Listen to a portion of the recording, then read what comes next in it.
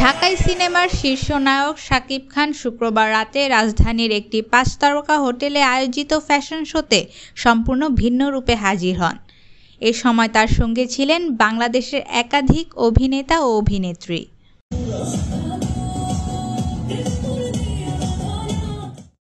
Dhaka fashion day ২০২৪ নামের এ fashion শোতে শাকিবের পরনে ছিল একটি সাদা স্যুট। নীল আর সাদায় সেজেছিলেন এই ঢালিউড সুপারস্টার।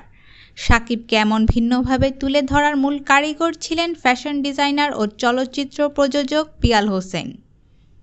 শাকিব খানের সঙ্গে এদিন র্যাম্পে হাঁটেন পরীমণি, বিদ্যা সিনহা মিম, পূজা চেরি, তিশা সহ আরও অনেকেই। সেখানে তুফান সিনেমার লাগে উড়াধুরা গানের সঙ্গে নাচতে দেখা যায় তাদের এই নাচ মুহূর্তেই ভাইরাল হয়ে যায় সোশ্যাল মিডিয়াগুলোতে।